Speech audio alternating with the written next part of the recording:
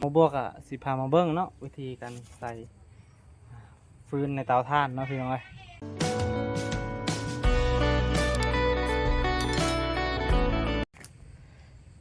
กราบสบายดีพี่น้องเนาะทักทายสบายดีพ่อแม่พี่น้องฟังลาวและก็สวัสดีพ่อแม่พี่น้องฟังไทยกันเบิดสุขูสุคนเนาะพี่น้องหลังจากที่เบาบัวกะไปได้พ่อกับน้องเบยเนาะมื้อนี้เบาบัวก็สิไปหาเพิ่นพี่น้องบ่ฮู้ว่าเพิ่นเฮ็ดหยังพี่น้องเนาะมื้อเช้านี่ก็พอกันอยู่พี่น้องแต่ว่าทางน้องเพิ่นติดภารกิจพี่น้องโดหยุดบ้าโดเอาสบายดีขนพื้นบ่นี่พี่น้องเอาง่ายๆพี่น้องไอ้พื้นเพิ่นก็ได้พี่น้องนี่พี่น้องนี่ทางน้องเบยเพิ่นกะกำลังคนพื้นพี่น้องต้องเพิ่นสิเฮ็ดทานได้บัดนี้พ่อพี่น้องน่านเรียบร้อยพี่น้องโอ้คักพี่น้องจักสิพอจักบ่เพิ่นว่าคิดว่าพออยู่เนาะตกพี่น้อง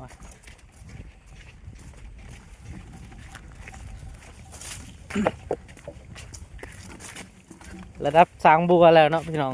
เป็นมือกองเต็มที่เนาะพี่น้องไปได้เมื่อยวะธรรมดากินข้าวกินน้ำแล้ววะยังไม่ได้กินข้าวเที่ยงโอ้บ่มีอาหารกินบ่มีอาหารต่อแซ่บไปซื้ออาหารไม่ได้ไปป่ะ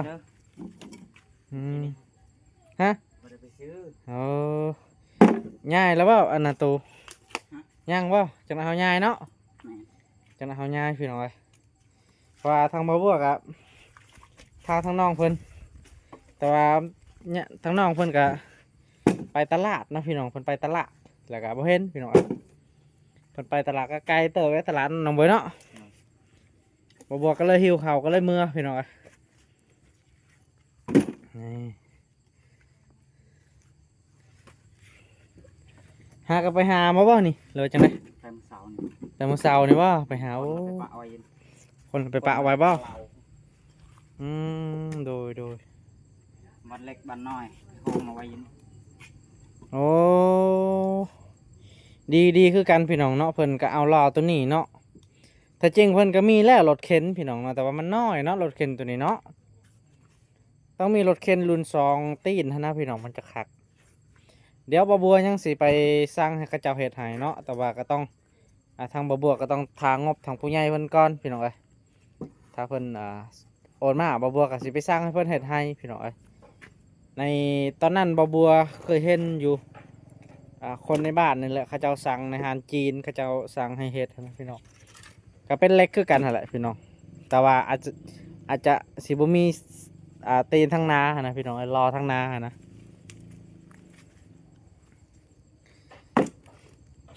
มาตีนก็จะแวบๆเนาะนึงทั้งน้องเพิ่นมาได้เติมลมพี่น้องโอ้กะค่อนข้างจะยุ่งยากเลยเนาะอย่ามันล้มพี่น้องเอาไปได้ป่ะเอาขอยุ่จากนั้นมันสิล้มนะ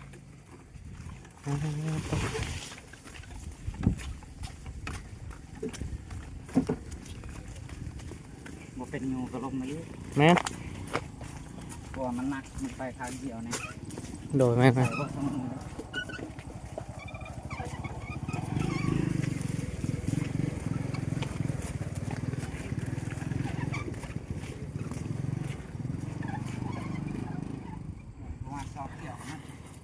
พี่น้องเนาะบ่บัวกับสีทายไปเรื่อยๆเนาะพี่น้องทั้งน้องเพิ่นกะแป๊บเดียวแล้วแม่ให้น้องเพิ่นเอาเข่าเรียบร้อยก่อนพี่น้องจังคอยยายตูเนาะบ่บัวกับสีพาทั้งน้องเพิ่นยายเข้าไปในเพื่อนแหละพี่น้อง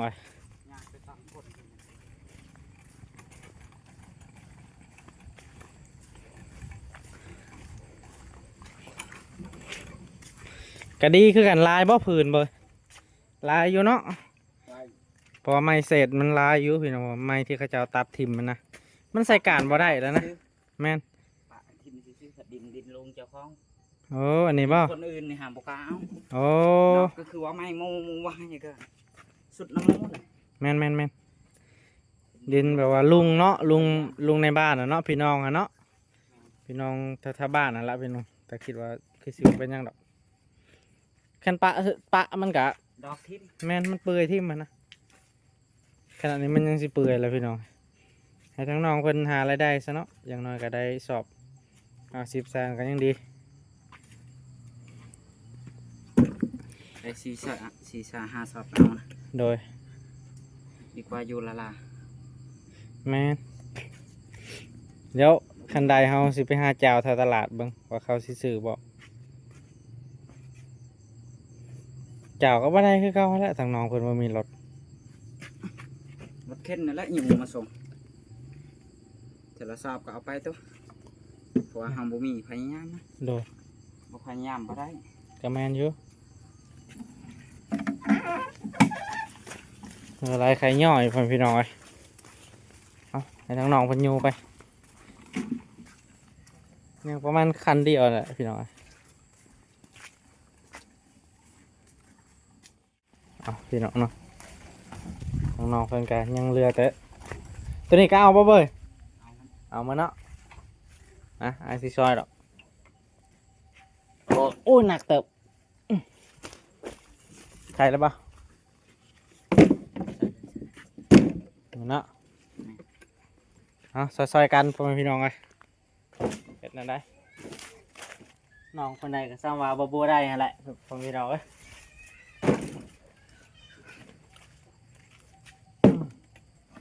ไปเนาะคิดว่าเต็มอยู่วะนะเตาหนึ่ง จังหวะนั้นนะถ้าบ่มีกระดกยางมันน่าจะบ่เต็ม เดี๋ยวหันมาเต็มกับ ยางมันมีหากพร้อมกว่าใส่ แมนมาเต็มกับห้าเพิ่มเนาะ มันมีต่อไม่เกี่ยว อ่า ใส่เข้าไปมันก็สลงโคงเคงนั่นแหละ โดย พยายามมันฟัง ตัวนี้ก็สามารถเป็นฐานได้เลยเนาะ แม่น โอ้พี่น้องไป นำใบตองมันยังเป็น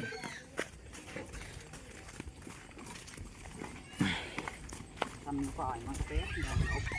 โดยแมนเป็นอยู่คือจะว่าเขาได้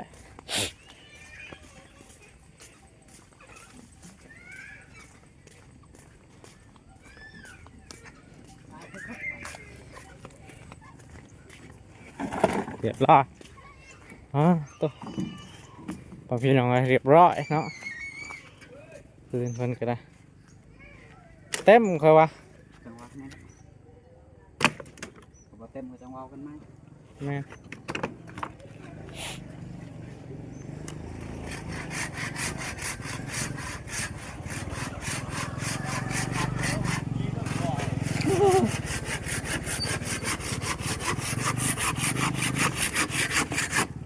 เอาตอนนี้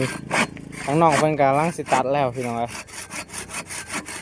ตอนนี้บ่าวบัวยังหางบอยู่พี่น้องเนาะเพราะว่ามีงบกับบ่าวบัวก็สิได้ซื้อให้เล็กตัดอะไรพี่น้องเอ้ยก็ว่าเล็กเลื้อยเนาะเลื้อยมายังสะดวกสบายเนาะเพราะว่าทั้งน้องเพิ่นก็เลื้อยตัวนี้มันบ่จะเข้าเลยเนาะน้องเบ้ยเนาะ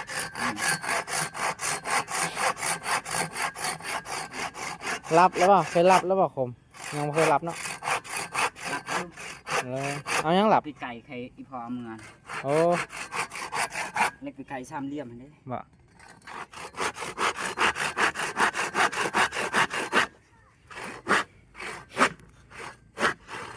เอาทางบ่บัวก็สิจับซอยทางน้องเพิ่นไปพี่น้องเอ้ยเตาเดียวเนี่ยได้ประมาณ 2-3 แสน ประมาณนั้นแหละมันหันก็ได้4 แสนอันนี้จักและขุดลงอีก เอา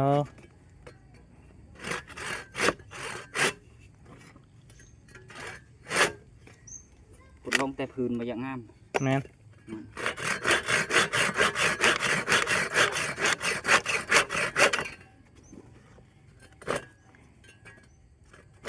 กะหักตุ๊หักซะได้แล้วจ้ะนะ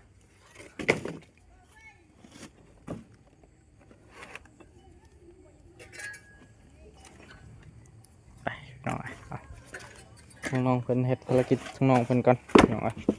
ได้ปะตอนนี้โอ้ยยาวโพดเนาะต้องได้ตัดอีกพอแห้งนะเพิ่นจะได้ตัดไปพี่น้องพี่เหยียบซอยตัดครึ่งเลยไปเนี่ย มันมาสิขาดไว้นี่เลย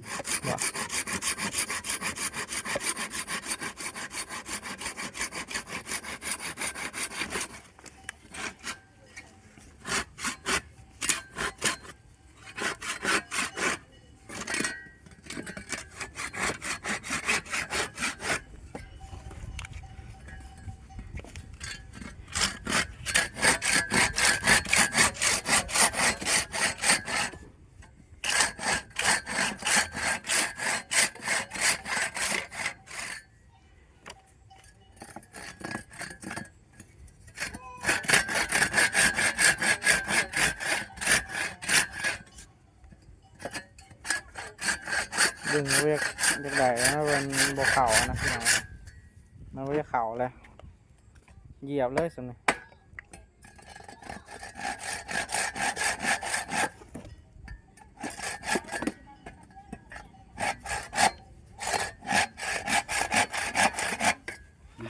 เหยียบเลยหายแล้ว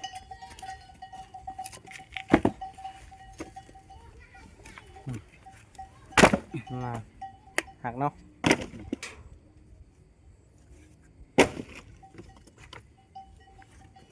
น้องเป็นคนที่แบบเฮ็ดหยังก็แบบว่าเฮ็ดให้มันแล้วหรือว่าเฮ็ดไวขนาดนั้นเนาะน้องเบยเพิ่นแบบนั่นได้พี่น้องเห็นปะเพิ่นเฮ็ดมาไม้สำนี้ก็เป็นฝืนหรือว่าเป็นฐานได้เนาะเห็นไหม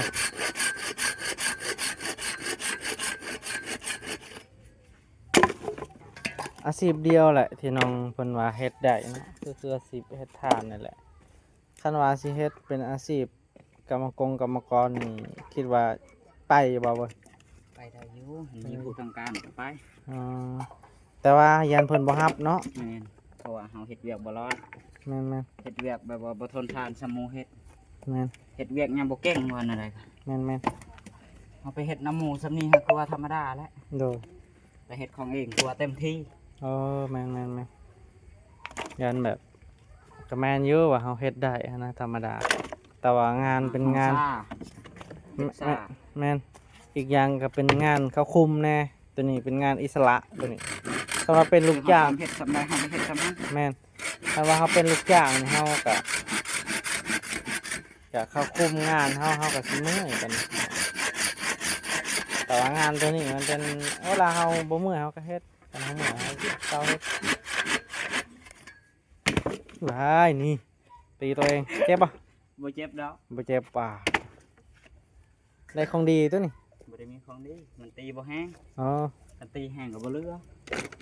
สิของดีสำใดก็เจ็บคือกันเฮ้ย อ๋อโดยคือว่ามีของดีเราบ่เจ็บคือกันเนาะ มันบ่เกี่ยวกับของดีดอกมันตีบ่แห้งซื่อ โดย ๆเป็นคือผ่าคือกันเฮ็ดว่าพันบ่เข้าว่ามันมีของดีบ่แม่น เนาะ บัดตายยันพาขี้เมียงพุ่น ก็ว่าจังซั่น บัดตายยันพาขี้เมียงผ่าดีๆเขาพันบ่เข้าเขาเอาพาขี้เมียงพันเข้ากัน เนาะแม่น ผ่าตัวแค่ว่องๆนะ กันว่าผ้า ตัวเดียวผมมาพาขี้เมียงเลยเด้อ ผ้าธรรมดานี่ว่าเขา แม่นบัดเข้ายันพาขี้เมียงผมประมาทร้ายพอ โอ้ย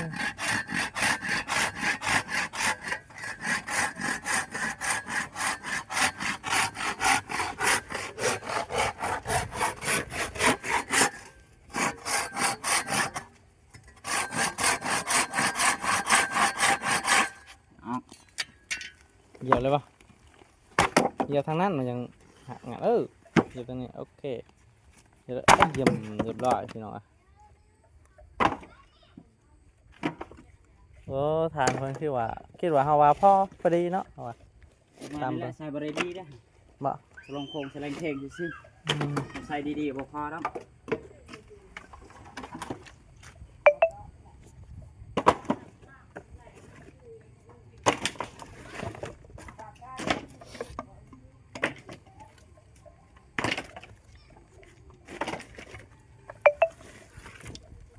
ตัวเฮ็ดทำทันกินเลย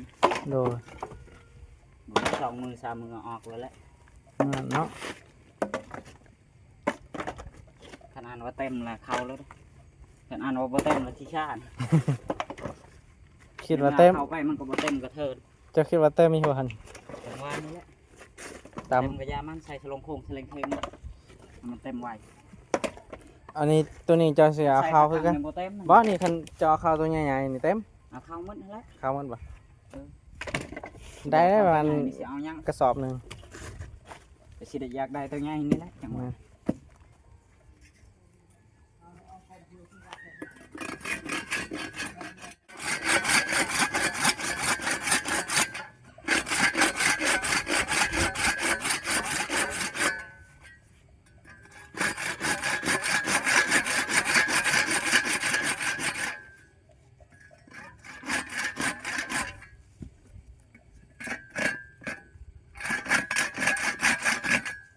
ระวังประยันมือนะ ปะทรยศอย่ากินมือผู้เจ้า บ่มันมากินเลยติอย่างเนาะ โอ้ยไปเจ็บนั่นแหละการว่ามันยันมันเจ็บนั่นแหละมันจะไปอยากให้มันกิน อ๋อพี่น้องเพิ่นก็สู้ชีวิตแห้งพี่น้องครับอ่า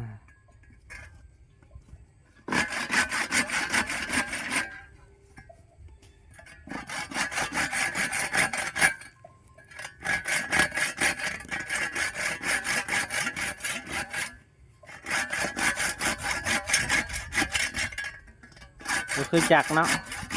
อืม จักรสตินพี่น้องจักรสตินตัดง่ายเงินนั่น บ่คือจักดอกมันยาก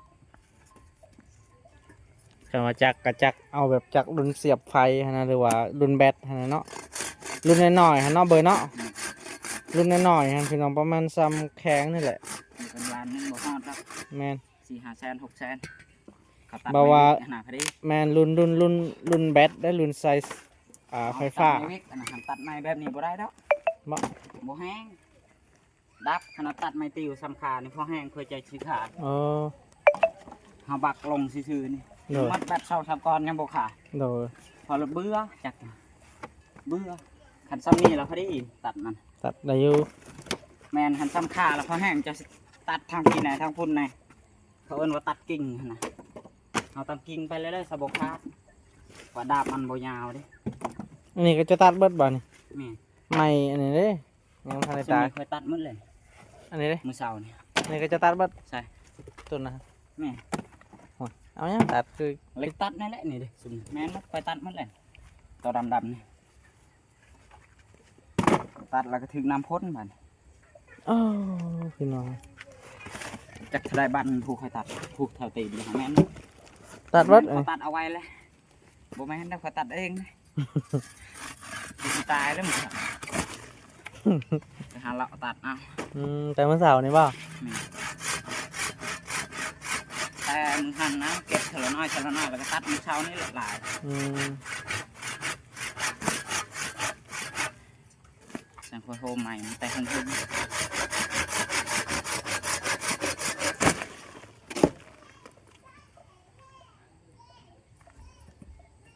ไปพี่น้องเนาะขบวนสิพาพี่น้องมาเบิ่งเตาเพิ่นว่าใกล้สิเต็มแล้วว่าพี่น้องไปดิฟืนเพิ่นนี่แต่ว่ามันน้อยโพดเนาะแต่ว่ามันก็สิเปลืองแน่แหละกันว่าตัวใหญ่ๆนี่ก็บ่เปลืองพี่น้องปลาเงาอีหยังเนี่ยบ่ย เอาไม่ติ้งอย่าง โอ้เฮ็ดเป็นทานได้คือกันบ่ จักและใส่ไปเรื่อยๆแล้ว โอ้ค่อยว่าเขาว่าเต็มอยู่ดอก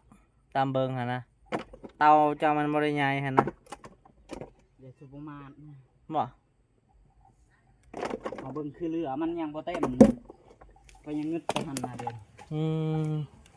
สิเต็มแน่สิบ่แน่แห้งก็แต่จะตัดใส่ปัดไหนยังบ่เต็ม ป้านี่เงาเพิ่นเนาะหักไหมหรือว่าเงาไหม มันเรือแห้งดีเอาไปใส่เท่านั้นเขาว่ามันเรือเขายันบ่เรือ ก็ว่ามันเลื่อยอยู่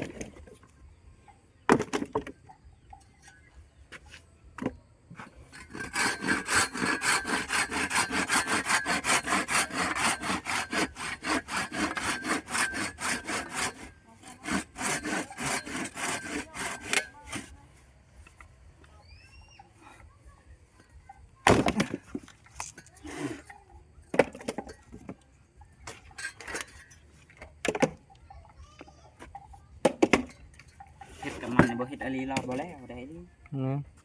เฮ็ดหยอกๆบ่แล้วดิ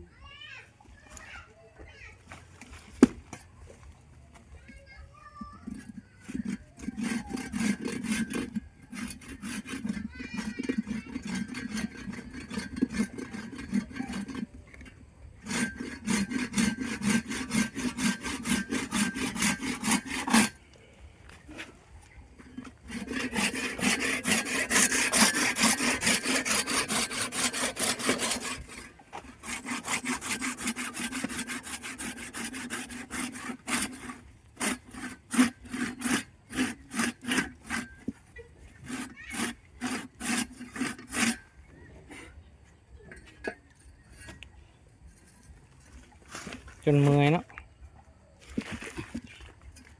สิหักได้ขอบางนึง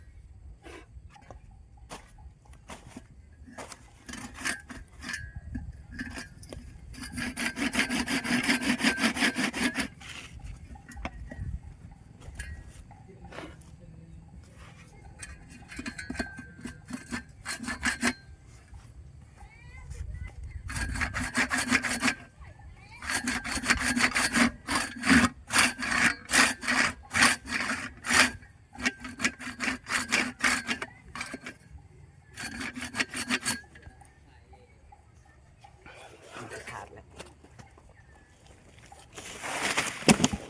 เรียบร้อยหักแล้วปีนเบื้องอีกป้าต้องปีนเบื้องหนันหักเลย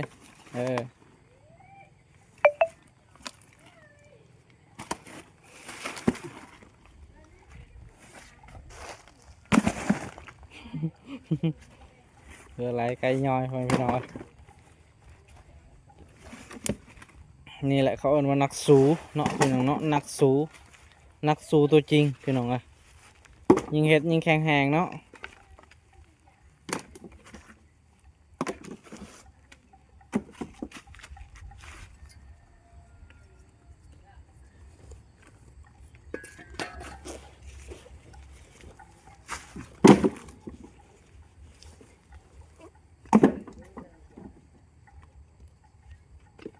ปลาโตพี่น้องน้องเพิ่นก็สู้ชีวิตแห้งเนาะพี่น้องว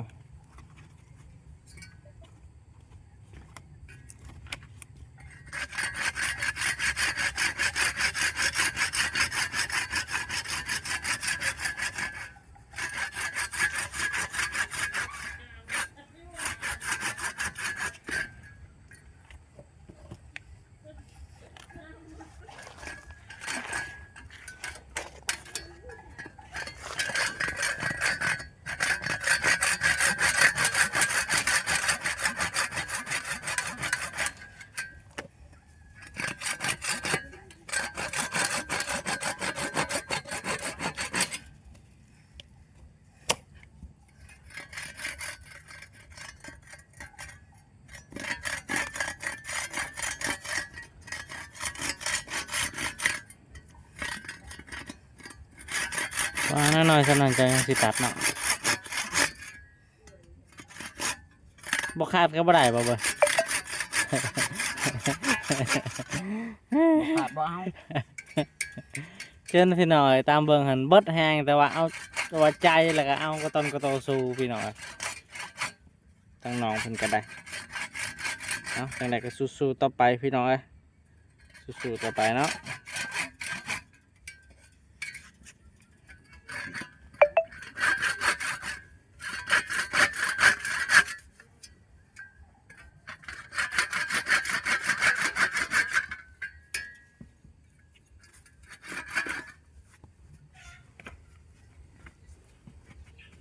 ใกล้แล้วใกล้สิหักแล้วพี่น้อยใกล้สิหักแล้ว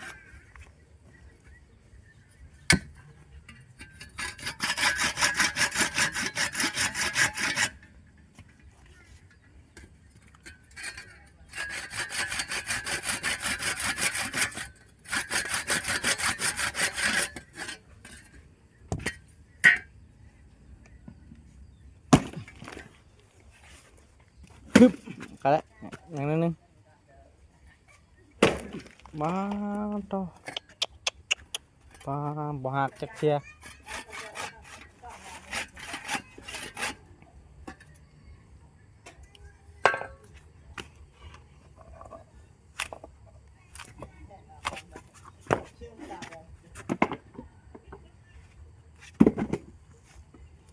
บ่หักแล้วบ่หักแล้วเรียบร้อยเนาะ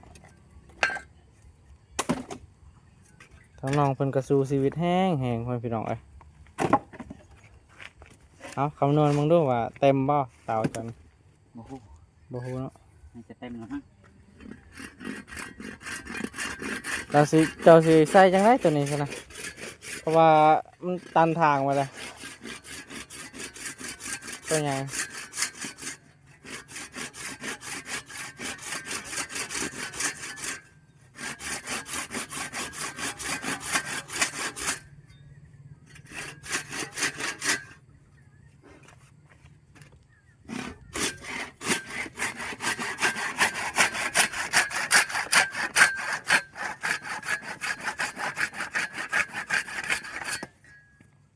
เอาสู้ๆต่อไปจังไดเจ้าก็สิได้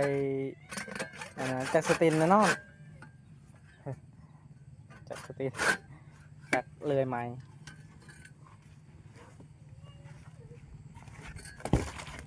คนดุ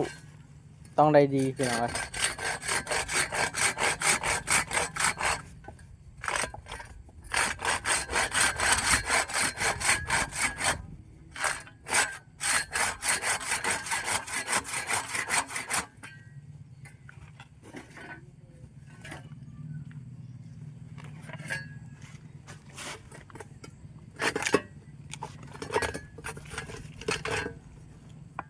โอเคพี่น้องเนาะมื้อนี้ทางน้องเพิ่นก็ใกล้สิได้ใส่เตาแล้วได้วันนี้พี่น้องเอ้ย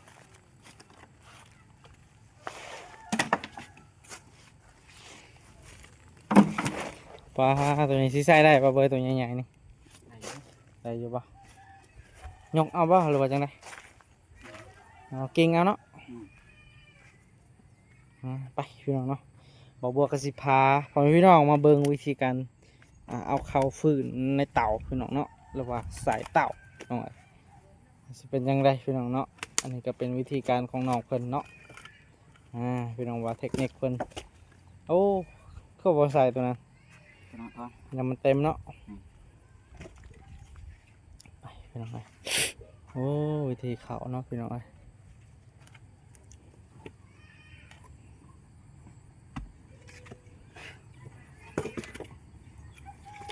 ทางบ่บัวก็สิซอยเพิ่นเนาะพี่น้องซอยยกซอยให้แหละพี่น้องต่อไปมันบ่พอดีก็สิเอาให้พี่น้องคันเป็นคอยใส่ตัวเหยาวทั้งเทิงทั้งกลางวิธีการใส่เนาะพี่น้องเนาะนี่คือเป็นวิธีการใส่เตาเนาะพี่น้องหรือว่าใส่ฟืนเนาะในเตาพี่น้องทางบ่าวบัวก็บ่เคยเฮ็ดทานเอาง่ายๆพี่น้องยังบ่เคยใช้หรือว่ายังบ่เคยเฮ็ดพี่น้องแต่ว่าทั้งน้องเพิ่นเฮ็ดได้พี่น้องเฮ็ดเป็นนะ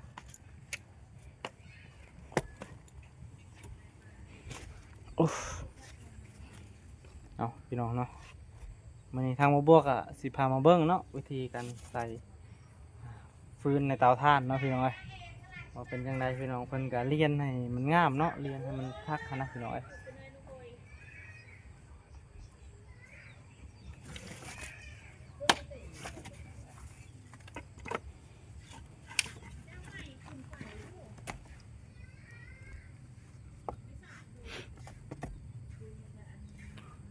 ต้องได้จัดเป็นระเบียบเนาะเบอร์เนาะคันจัดบ่เป็นระเบียบมันก็สิเต็มไว้พี่น้องหลังจากเขาใส่เต็มแล้วพี่น้องหลังจากเขาใส่เต็มแล้วทั้งน้องเพิ่นก็สิได้โบกอีกเนาะสิได้โบกให้มันเต็มหรือว่าโบกปิดทางนี้เนาะพี่น้องทางที่เพิ่นเจาะเนี่ยนะ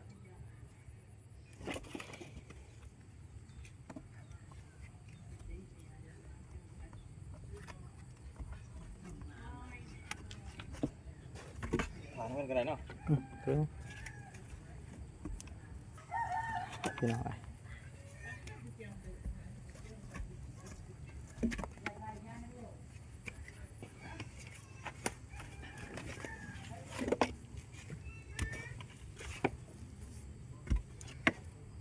ต้องได้ใส่แบบว่าตัวน้อยส่วนตัวน้อยเพิ่นว่า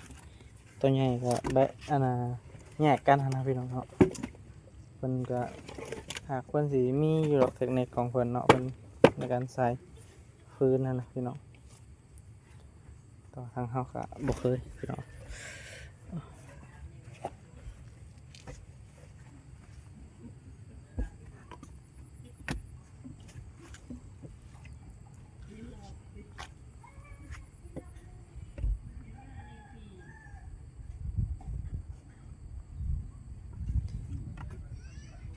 เสือเพิ่นในตั้งแต่แรกๆบ่บัวพาทางน้องเพิ่นไปซื้อเสือนั่นแล้วก็มีฮานได้ฮานหนึ่งแหละเพิ่นใจดีพี่น้องเพิ่นก็เลยให้คนละโตบ่บัวตัวหนึงส่งปีใหม่เนาะน้องเบยเนาะน้องเบยเพิ่นตัวหนึงพี่น้องเพิ่นให้นะเพิ่นใจดี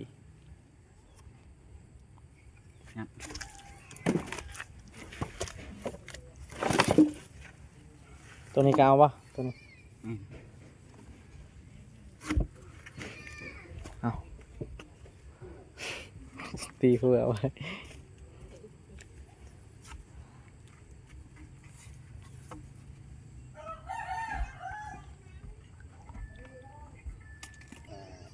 บ่าวบัวเนาะ เอาสบายดีสบายดีเนาะ โดยสบาย โดย ทางอายซื้อสองอย่างเนาะ ส่องบ่าวลาหน่อยเนาะ โดโอ้สองเบาลาน้อยเนาะโด ทั้งอ้ายเพิ่นหรือว่าอาจารย์ใหญ่เพิ่นซื้อได้ส่งเพิ่นนะ ซื้อเบาบัวบานหน้าเนาะ บ่าวบัวบ้านหน้าเด้อโอ้ โดย ติดตามเพิ่นเด้อ พี่น้องเนาะ เข้ามาเบิ่งน้องเพิ่นเอ้าปืนลงเต้าเนาะทุกคนเนาะ โดยทั้งน้องเพิ่นก็เอาฟืนลงเตาพี่น้องมานี่ ปลูกเปื้อนเบิดเลย เปื้อนเบิดทั้งน้องเพิ่นก็ได้ ชีวิตเด็กชาวนาพี่น้องแต่ว่าเพิ่นบ่มีหน้าเนาะเพิ่นก็เลยเฮ็ดอาชีพแบบนี้ ทั้งน้องเพิ่นสู้ชีวิตแหงเนาะ โอ้โดย เพิ่นก็เฮ็ดพี่น้องเอ้ย เฮ็ดบ่ได้อยู่ได้เช้าแต่ละมื้อนะ โดยแม่น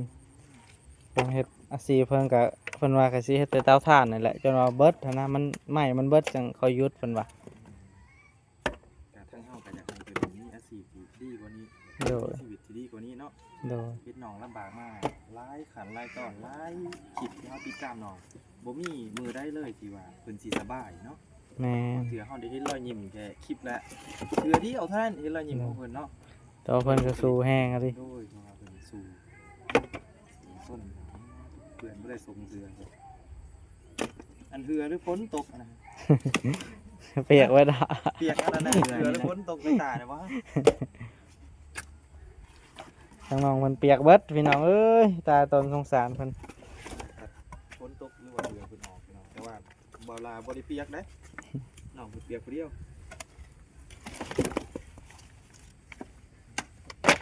อันนี้คืออุปกรณ์ของเพิ่นเนาะทุกคนเพิ่นเฮ็ดทานมา2-3เทื่อเพิ่นแกะนี่ก็คือสิมีอันนี้อันเดียวเนาะเพิ่นมี เอาพี่น้องเอ้ยทางพ่อบัวกะสุดท้ายจนว่าทั้งน้องเพิ่นเรียบร้อยกันนะพี่น้องเอ้ยตอนนี้บ่บัวกะกำลังรีอยู่ในท้อเนาะพี่น้อง ใส่เลยนะ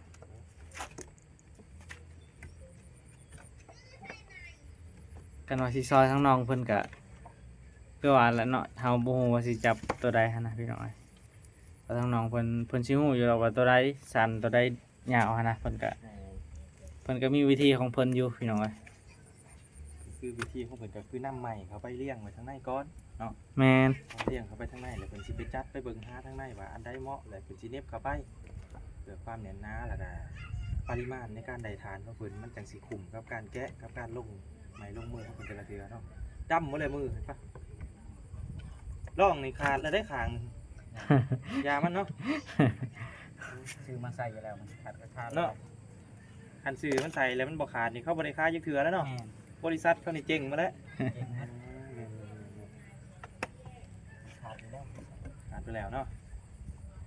แต่ซื้อมาไว้ครับบอกเขา แม่นั่นแหละซื้อมาไว้นี่บ่ขาดเนาะ ขาดแล้ว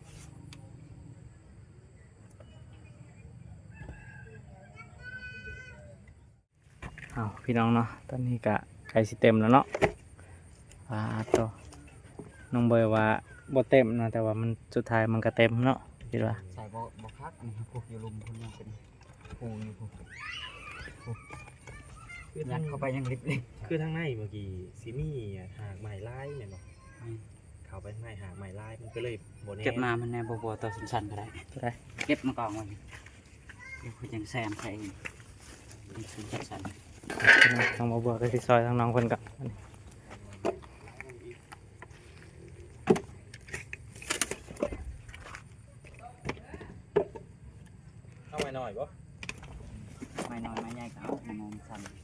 ก็เอาป่ะ เอาสั้น ตัวไหนก็เอาป่ะ ๆเรือบ่าวบัว ตัวนี้เอาไว้ บ่าวบัวยังก็ นอกจะนอก เราบัวบ้านนา บ่าวบัวบ้านนานะบ่าวบัวบ้านนาก็ได้มาซอยเนาะคนคือใจซ่าบักกี้ ไปซอยกันเนาะพี่น้องเอ้ยเฮ็ดจะได้เนาะทั้งน้องคนก็ได้นี่ตัวนี้ก็ได้งาม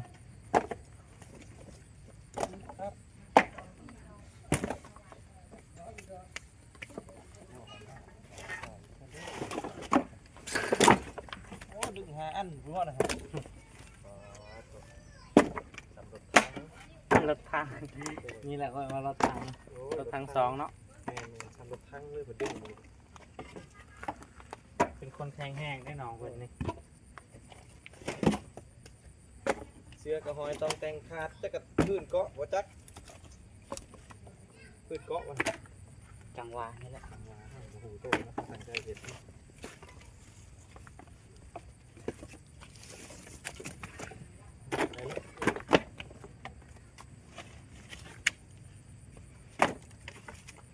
มันอยากเกินเพิ่นก็ได้พี่น้องเอ้ย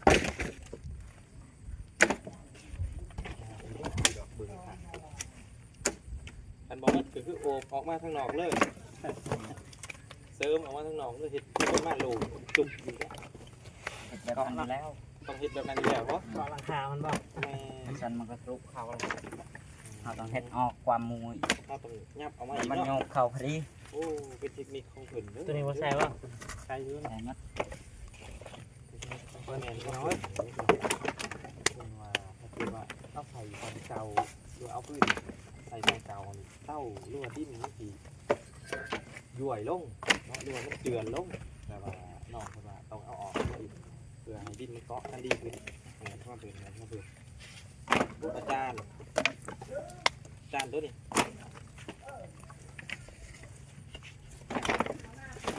ใช่ป่ะ บ่พอจังหวะกันมาอีก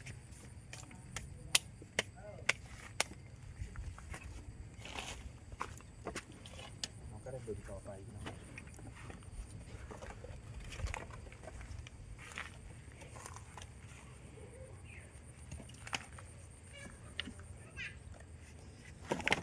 ทั้งน้องเพิ่นก็สู้ซนแห้งพี่น้องเอ้ย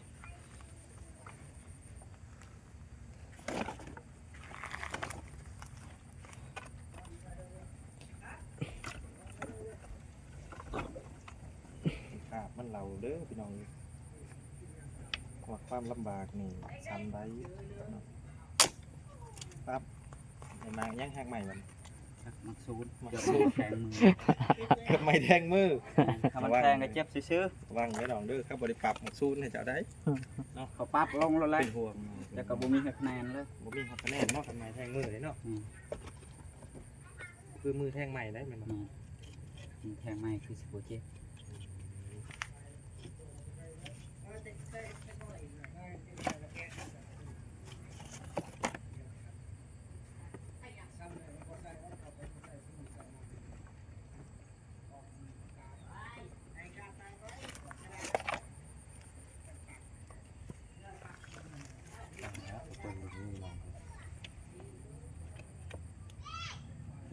ต้องสู้ต้องถูกที่เนาะเป็นสู้ชีวิตเนาะ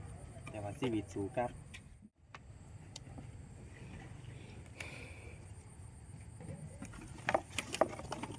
ปึ๊บปั๊บ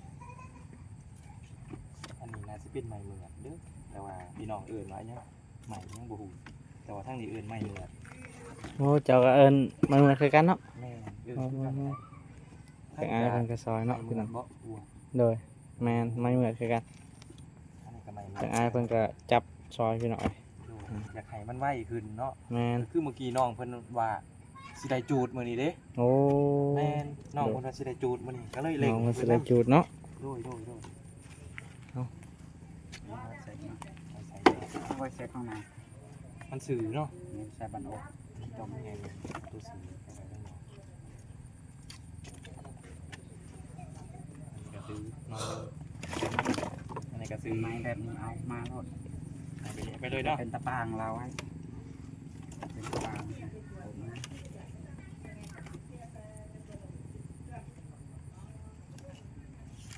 อันนี้ก็ซื้อบ่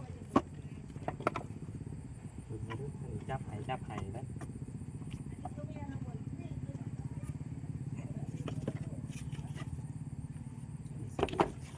เอาไห้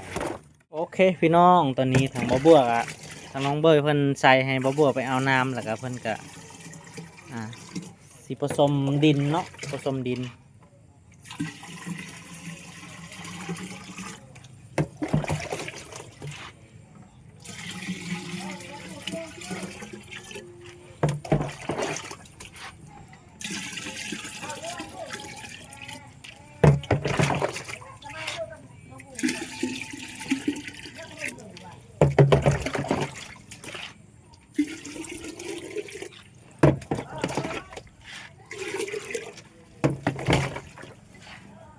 พี่น้องเนาะมันทางน้องเบยเพิ่นสิผสมดินเนาะ แม่ พี่น้องซอยทางน้องเพิ่นมื้อนี้พี่น้องมันบ่มีกระถางเลยพี่น้องใส่ตัวนี้ โอ้บ่มีกระทังเนาะ โดยบ่ลมปะบ่ลมอยู่เนาะ บ่ลมน่าจะบ่ลมเนาะ พี่น้องซอยกันพี่น้อง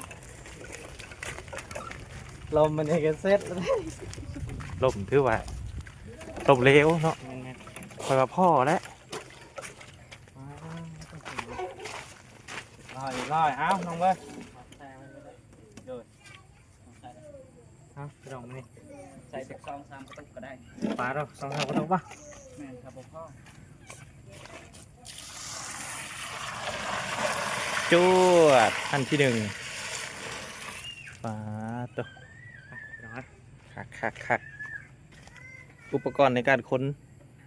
หรือว่ารถบรรทุกเนาะ แม่ อันนี้คือรถบรรทุกแล้วก็ค้นกระทุกน้ำรถเนาะร่วมแล้วก็คือค้นบรรทุก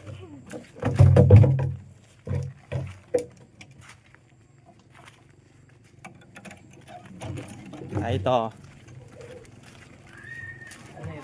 ซอยข้างนอกเพิ่นพี่น้อง โดย ข้างนอกเพิ่นว่าเมื่อยกันเลยซอยข้างนอกเพิ่น เจ้าได้เหมืออยู่บ่ บ่ บ่เหมือยเนาะ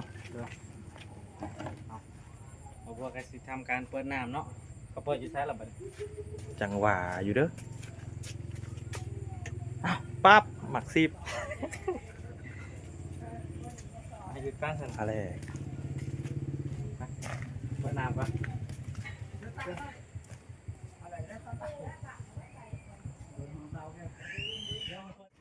ว่าคนคุณสิออกลูก พี่ ตัว น้อง นี้ ทางไอ้น้อยเพิ่นไอ้ละน้อยเนาะพี่น้องเพิ่นก็เต็มทีเนาะพี่น้องเอ้ย ปุ๊บปั๊บจอดเรียบร้อยโอ้น้องคนมาคุดตื่มได้อนี่ โอ้เพิ่นขุดตื่นเนาะ น้องคนคุดตื่ม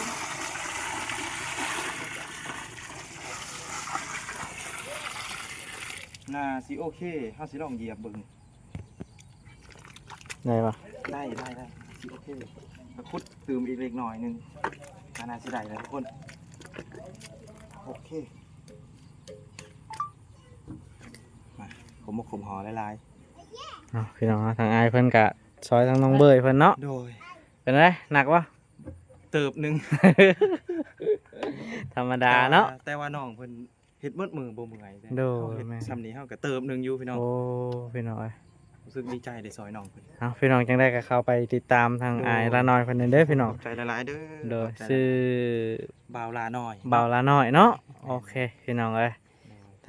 างอายเพิ่นก็เต็มทีพี่น้องเนาะซอยเรือทางน้องเบยเพิ่น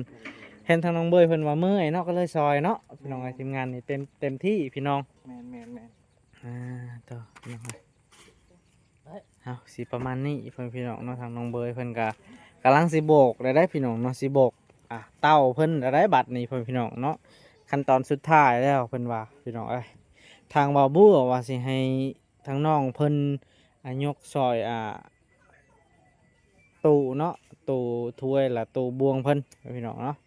แต่ว่าทางน้องเพิ่นเมื่อยก็เลยหยุดก่อนพี่น้องเนาะให้ทางน้องเพิ่นพักผ่อนเนาะพี่น้องเลย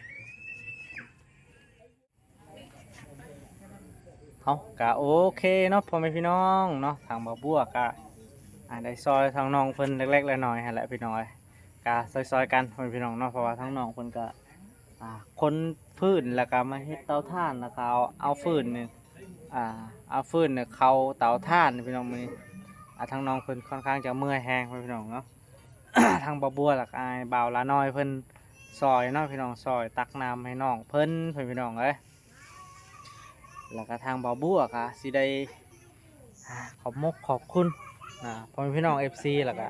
ทางบ่าวบัวก็สิได้ปิดคลิปไปสำนี้ก่อนพี่น้องเนาะเอาพี่น้องสำหรับคลิปนี้ทางบ่าวบัวก็สิได้ปิดคลิปไว้เพียงสำนี้ก่อนพี่น้องเนาะก่อนอื่นก็อย่าลืมฝากกดไลค์กดติดตามให้บ่าวบัวในเด้อพี่น้องเอ้ย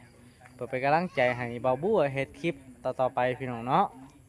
เอาสำหรับคลิปนี้บ่าวบัวกับสิขอกล่าวคำว่าสบายดีเด้อพ่อแม่พี่น้องเอ้ยไปพี่น้อง ฟิลเตอร์ก็ให้แต่งบ้า